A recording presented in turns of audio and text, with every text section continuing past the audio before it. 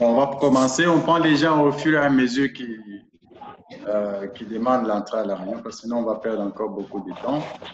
Alors, ce que je vais faire là, je vais partager avec vous mon écran pour que vous puissiez voir ce que je suis en train de faire ici. Voilà. Est-ce que vous pouvez voir mon écran? Juste que la reine s'affiche. Ah, ok, ça va. C'est bon? Oui, c'est bon. Ok, oui, moi je vois là. Voilà, c'est bon. Donc là, c'est... Merci. OK. Donc voilà, là, je vais en fait illustrer ce que nous C'est un avons. peu flou là, professeur. C'est un peu flou. Oui. Bon. Si c'est pas zoomé, Bon, pour qu'on voit un peu mieux. Bon. C'est visible, Joseph. C'est déjà le mot Dieu. Peut-être il y a un petit problème avec votre affiche, là. Votre résolution. Sinon, c'est assez clair. Hein? Est-ce que tout le monde et les autres se voyaient quand même bien? C'est bon? Ok, j'ai zoomé. Moi, ça va, je vois bien. Ok, c'est bon. All right. Donc, je vais voir s'il y a d'autres personnes qui se présentent. Ok, donc, je vais illustrer ce que nous avons dans les notes. Donc, rappelez-vous ce que j'ai dit dans la première partie. Quelles sont les étapes que vous pouvez suivre pour faire en fait l'analyse? Et nous allons essayer de faire ça ensemble. Quand vous ferez des études ou des analyses, vous vous rendrez compte que la plupart des données se trouvent dans un autre logiciel, tel que Excel ou une autre base de données. Alors, ce qui fait qu'il faut savoir comment prendre vos données de là où elles se trouvent pour les amener en R. Il y a un package foreign qui permet d'importer les données d'autres softwares. Mais il y a une façon assez simple que j'avais montré dans la vidéo sur à l'introduction ou l'analyse des composantes principales. La procédure consiste premièrement à prendre les informations qui se trouvent à copier les informations qui se trouvent dans Excel, par exemple, et de les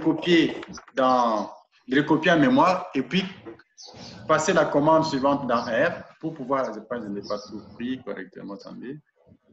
Je vais, non, c'est pas partage d'écran, c'est arrêté. Je vais encore partager l'écran parce que c'est arrêté là. Où est parti mon écran en question? Attendez une minute, je vais chercher ça. Oh, donc mon R là est parti. Je m'excuse, je vais encore prendre mon R qui s'est volatilisé apparemment, je ne le vois plus. Ça s'est arrêté par la commande que j'ai voulu faire. Je redémarre ça, je redémarre en fait R et puis je vais partager encore avec vous. J'ouvre un script.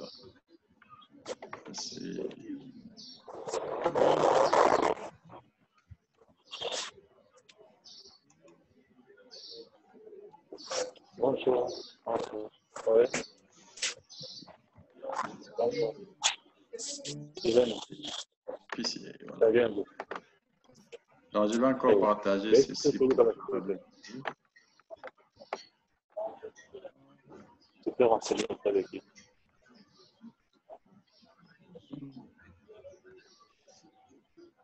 Tu as déjà travaillé au restaurant?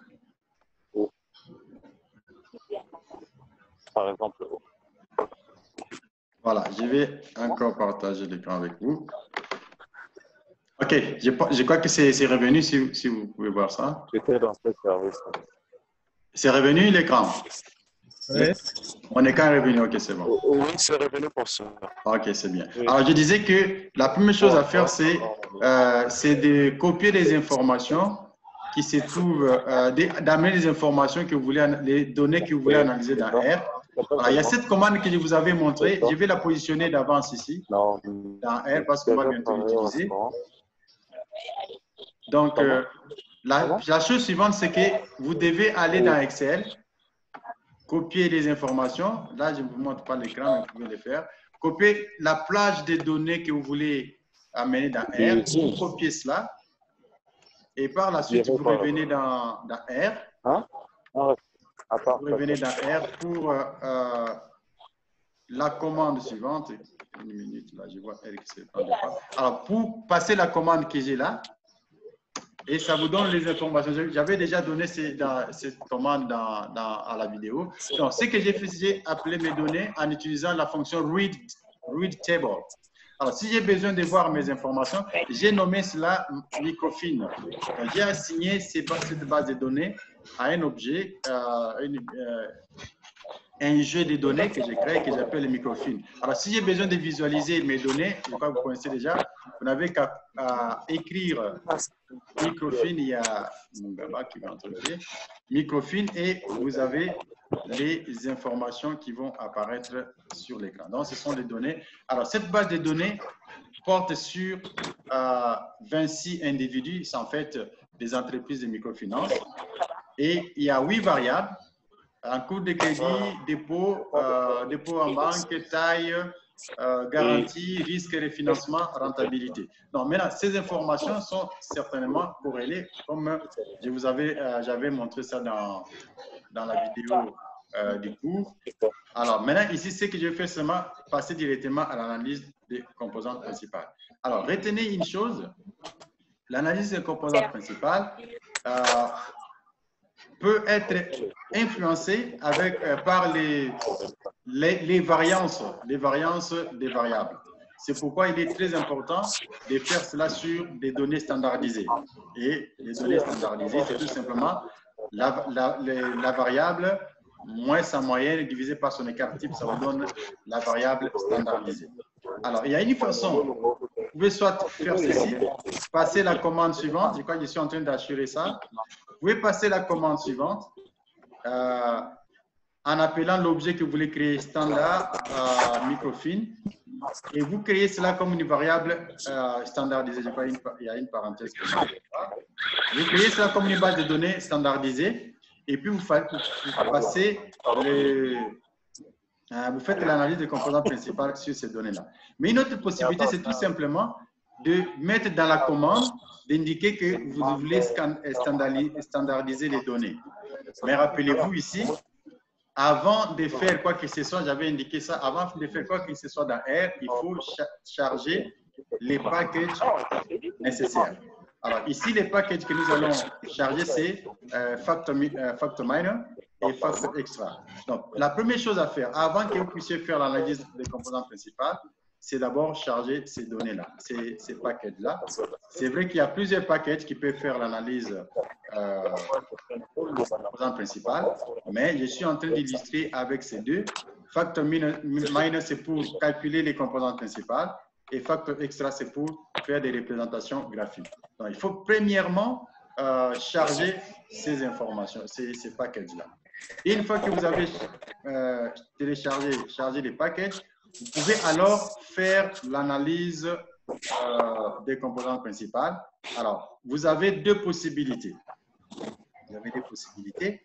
C'est soit, premièrement, vous créez une variable, une base de données standardisée, ou alors vous passez directement la commande, mais en indiquant la fonction qu'il faut utiliser, c'est PCA. Okay, PCA, c'est la fonction qu'il faut utiliser pour faire l'analyse des composantes principales. Alors, ce que j'ai fait ici, au début, je mets microfine.pca. C'est juste un objet que j'ai créé pour mettre tous les résultats sur l'analyse des composantes principales. Alors, de telle sorte que je puisse me référer à différentes parties ou composantes de ces résultats. Alors, je vais faire en fait, je vais expliquer la commande par la suite. Donc, je prends la commande, je la mets dans la console. Alors, ça c'est pas important, on reviendra à ces graphiques après. Alors, si vous ne voulez pas avoir ces graphiques quand vous affichez les résultats, mettez ici false là-bas. Là où il y a true, mettez false. Comme ça, les graphiques ne vont pas venir. Alors, qu'est-ce que cette commande veut dire? J'ai dit, j'ai créé un objet microfine PCA où je vais faire, où seront sauvegardées les informations sur l'analyse des composantes principales. l'analyse des composants principaux est appliquée sur la base de données ou les jeux de données microfines. OK? Et scale unit equals true, c'est pour transformer les données en variables standardisées. NCP, c'est number of components.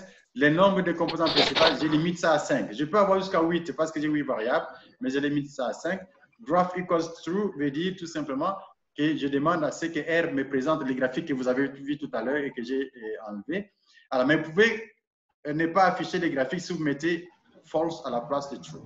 Alors, maintenant que nous avons en fait fait l'analyse, donc vous voyez que vous n'intervenez pas tellement à faire les calculs, c'est R qui fait pour vous. Alors, vous pouvez maintenant visualiser ce que vous avez comme résultat. Alors, j'ai quoi, c'est microfine, bien print microfine. On met microfine PCA. Alors, ça nous donne les différentes informations qui sont sauvegardées dans l'objet microfine. Là, vous avez 15 objets différents. Il y a l'objet egg qui garde les valeurs propres. Ici, vous avez les coordonnées des variables, les corrélations entre les variables et les composantes principales. Là, vous avez la qualité des représentations, dans les cosinus au carré pour les variables.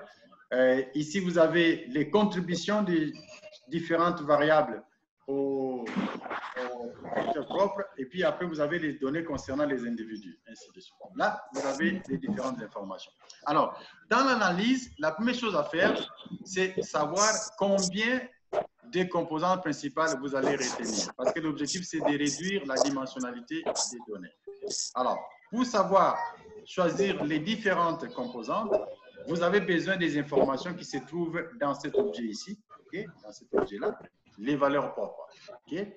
Alors, si vous tapez, directement, si vous voulez, vous tapez microfine.pca, PCA, vous mettez les signes du dollar et vous écrivez EIG, donc vous reprenez seulement ce qui est là, ça va vous donner les valeurs propres.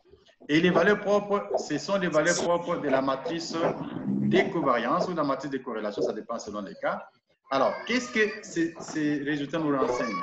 Il faut aussi retenir que les valeurs propres sont en même temps les variances des composantes principales. Et la somme de toutes les variances des composantes principales est égale à l'inertie totale, donc la variabilité totale ou l'information totale contenue dans les données. Alors, ces valeurs propres sont classées en ordre décroissant avec la première valeur venant en première position. Donc, vous voyez ici, la première composante a une valeur de 6,99 et la deuxième 0,52 et ça va en ordre décroissant. Alors, la colonne suivante nous donne les pourcentages, donc la contribution de chaque composante à la variabilité totale. Donc, la première composante contribue à 87,15% à l'explication totale. Vous voyez, ça prend l'ensemble, presque l'information qu'il faut, qui est nécessaire pour répondre, pour expliquer la variation contenue dans les données. Et on donne ensuite la contribution de chacune des composantes principales et on fait les cumuls dans la dernière colonne. Alors, à partir d'ici, nous pouvons utiliser les critères. Les critères des Kaiser, qui dit que on retient les valeurs propres pour lesquelles on retient plutôt les composantes dont les valeurs propres sont supérieures à 1. Dans ces cas, ces critères-là nous permettent de retenir seulement une seule dimension, c'est-à-dire un seul facteur, la première composante. Mais parce que nous aurons besoin de représenter cela, il faut au moins 2 composantes pour représenter l'information, les nuages de points de variables. Alors, on va aussi penser à la deuxième composante. Voilà. Alors, ça, c'est les choix que vous faites. Mais vous pouvez aussi utiliser... Oui. Vous avez une question? Une question. Oui. Oui. Vous dites qu'on retient la composante dont la valeur est supérieure à 1. Là, Oui. nous constatons que toutes les composantes ont des valeurs supérieures à 1. Pourquoi nous ne retenons que la première ou sinon les deux premières? Bon, la première composante a 6,97. C'est l'unique composante qui a une valeur supérieure Ouais. à 1. Les restes, c'est 0, c'est 0,52. Ah, ok. Le Voilà. reste, c'est la numérotation. Okay. Voilà, le reste, les autres, c'est la numérotation. Oui. Et puis, en termes parce que ça, c'est un cas particulier où nous avons une seule composante dont la valeur propre est supérieure à 1. Mais vous pouvez vous retrouver dans une circonstance où vous avez plusieurs composantes qui ont une valeur supérieure à 1. Mais vous pouvez avoir une justification de retenir 2 ou 3 sur base de ce que vous voulez retenir, du pourcentage d'informations que vous voulez retenir. Si vous dites, par exemple, je vais retenir 80% d'informations ou bien 90% d'informations, alors vous allez regarder le nombre de composantes qui vous permet d'atteindre cette conclusion-là. Voilà. Donc, alors, mais vous pouvez aussi représenter ça graphiquement. Là, je vais prendre l'information ici par plot. Je vais prendre la commande. Alors, ce que vous avez à gauche, ce sont les différentes commandes que je suis en train d'appliquer. Vous pouvez également utiliser l'information, la représentation graphique, ce qu'on appelle les boulies des valeurs premières, des valeurs propres, ou en anglais script plot.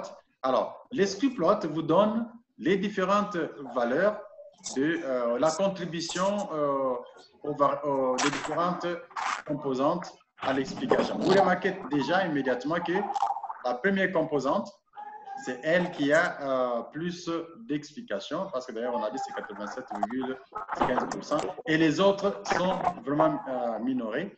Alors, déjà parti d'ici, bon, ça c'est un outil additionnel que nous pouvons utiliser pour choisir les nombres des composantes principales. Alors, donc, ça c'est les graphiques des valeurs propres que vous pouvez aussi utiliser.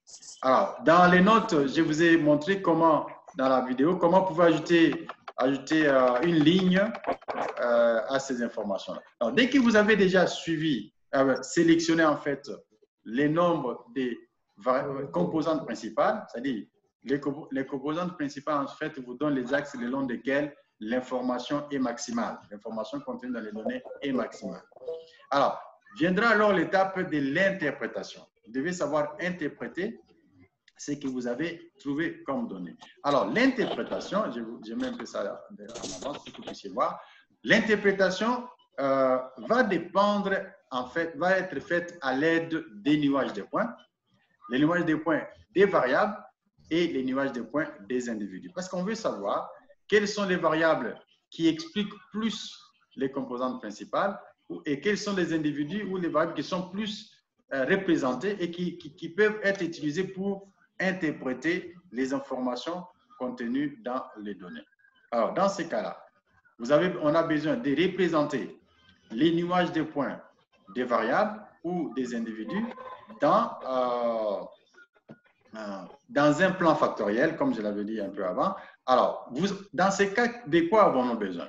Nous avons besoin des coordonnées des variables et des individus, selon les cas, sur les composantes principales. Nous avons besoin de la qualité de la représentation des individus et des variables sur les différentes composantes.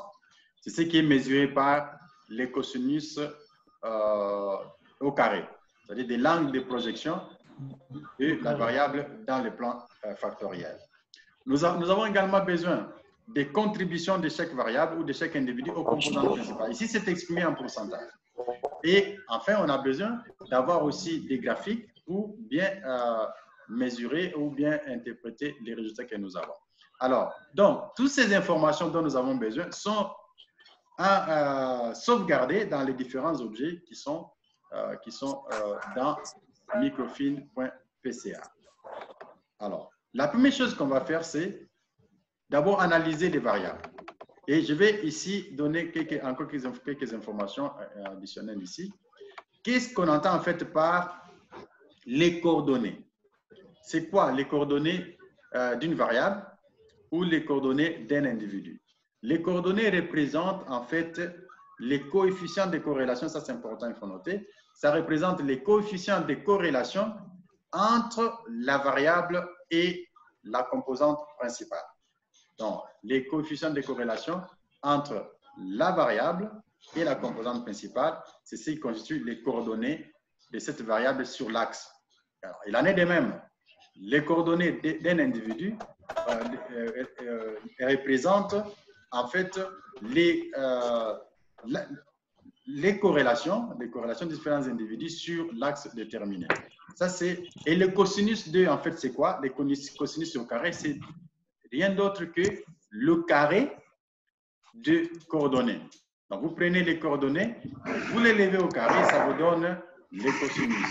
Et le cosinus nous donne la qualité des représentations des individus ou des variables sur les différents axes.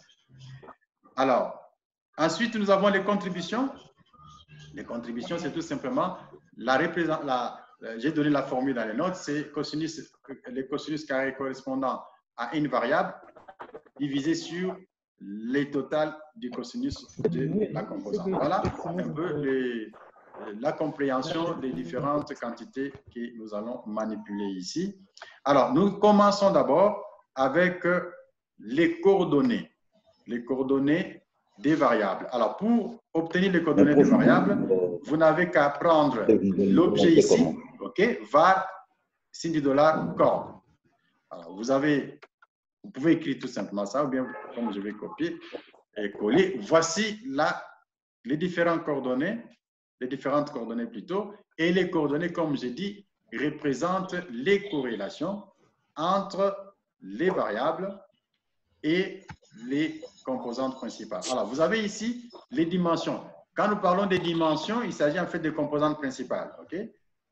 Donc, j'avais retenu dans l'estimation 5 dimensions, ça veut dire 5 composantes principales. Et si vous regardez très bien, vous allez vous rendre compte que toutes les variables, 1, 2, 3, 4, 5, toutes les 8 variables, oui, ont une corrélation positive avec la première dimension. Vous voyez, les corrélations positives. Et si vous pouvez encore tirer attention, vous verrez que ces corrélations, ces valeurs sont comprises entre 0, bien sûr entre moins 0 et 1. On n'a pas de valeurs négatives, mais c'est l'intervalle des variations des coefficients de corrélation.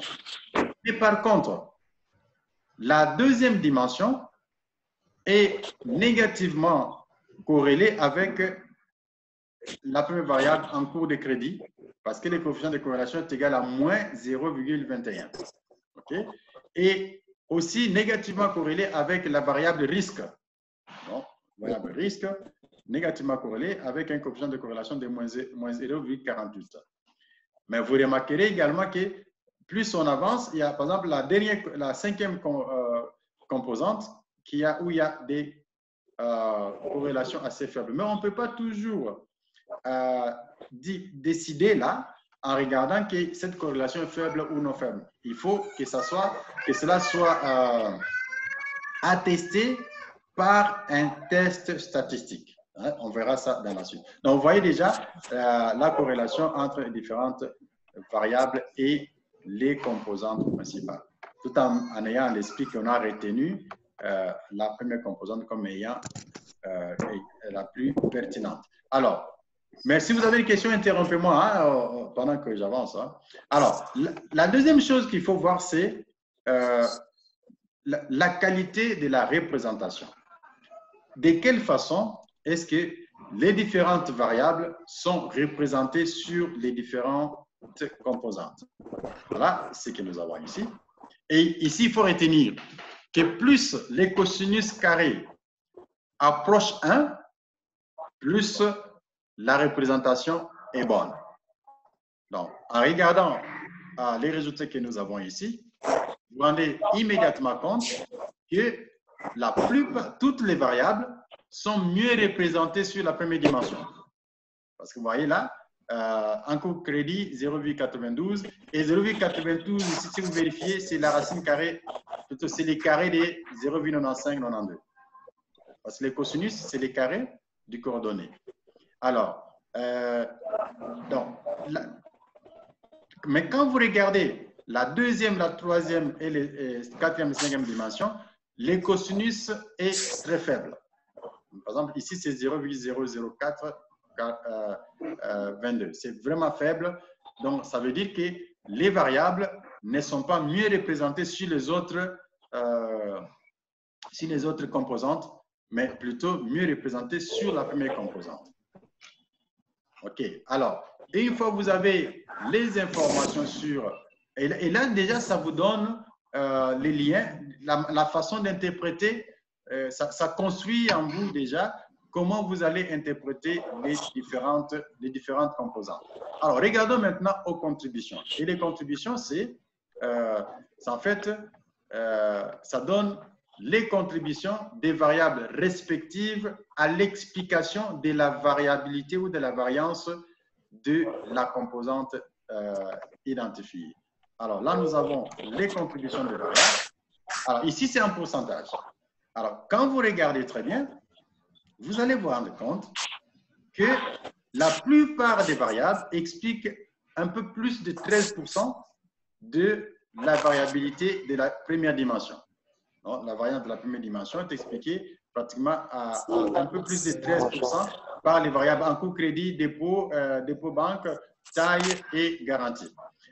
Mais le risque explique la première dimension à 10% seulement, alors que les risques expliquent 45% de la deuxième dimension. Donc, déjà, vous comprenez que s'il faut interpréter les dimensions ici, la deuxième dimension, c'est une dimension qui est plus liée disons, au risque. OK? Je pense que c'est clair, hein? Oui, là, c'est... Voilà, c'est clair. Donc, parce que c'est... Et il y a aussi la rentabilité. La rentabilité explique 43% de la deuxième composante, alors qu'il explique 8% de la première composante. Donc, vous voyez déjà où est-ce que chaque variable pèse plus dans quelle composante. Alors, dès que vous avez en fait toutes ces informations, vous pouvez alors représenter les variables, donc avoir les graphiques des variables. Les graphiques des variables, c'est quoi en fait? C'est la représentation des corrélations entre les variables et les composantes principales dans les plans factoriels. Alors ici, je vais corriger, il y a quelque chose qui... Dans les plans factoriels, alors vous représentez les corrélations dans les plans factoriels. Alors ici, je vais prendre la commande pour vous représenter ça graphiquement. Alors là, il nous reste 10 minutes, on va essayer d'aller vite. Alors, je vais mettre les plans ici, représentés. Voilà. Quand vous passez la commande, voici ce que vous obtenez. C'était les graphiques qu'on avait eu avant, que j'avais dit, dont je vous avais dit qu'on allait revenir dessus. Alors, remarquez ce que nous avons ici. Ça nous ramène en fait aux informations que nous venions de voir en chiffres. Vous remarquez très bien que la plupart, pratiquement toutes les variables sont corrélées avec la première dimension. Et la première dimension explique 87,15%, alors que la deuxième n'explique que 6,56%. Mais vous remarquez que toutes les variables sont mieux représentées sur le premier axe. Et comment est-ce que vous décidez graphiquement si une variable est mieux représentée ou pas? C'est en regardant de la manière dont à quelle distance de la circonférence du cercle unitaire se trouve la variable. Vous remarquez que toutes les variables se trouvent proches du cercle unitaire, en fait, de la circonférence du cercle unitaire. En fait, ici, nous avons affaire à un cercle unitaire parce que les rayons sont égaux à 1. La relation varie entre moins 1 et 1. Donc, alors ici, toutes ces variables sont mieux représentées sur le premier axe. Alors, on remarque également que ces variables sont, je dirais, un peu regroupées ensemble.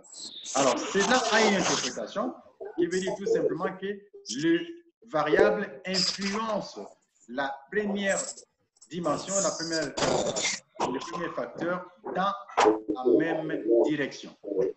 Si on avait certaines variables de ces côtés ici, on aurait dit qu'il y a des variables qui influencent positivement la composante et les variables qui auraient influencé négativement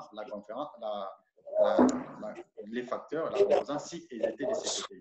Donc, vous comprenez que toutes ces variables affectent la composante principale dans le même sens, ça veut dire dans le sens positif. Ça, c'est les graphiques des variables. Alors, en combinant les graphiques des variables et en combinant les différentes valeurs que nous avons obtenues avant, nous pouvons tirer une conclusion sur la manière d'interpréter les résultats que nous avons. Alors, cette analyse que nous avons faite pour les variables, c'est la même qu'on va faire pour les individus. Et tout simplement, c'est changer l'objet de l'analyse. Alors, les coordonnées ou les corrélations entre les individus et les valeurs et les composantes propres sont sauvegardées dans l'objet microfin.pca individu coordonnées.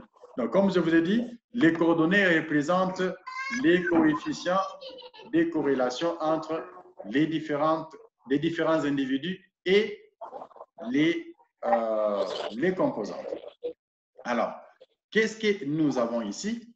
Nous remarquons en fait que les différentes les coordonnées sont là pour les individus sur chaque composante, exactement comme nous l'avons fait pour comme on l'a fait pour les variables.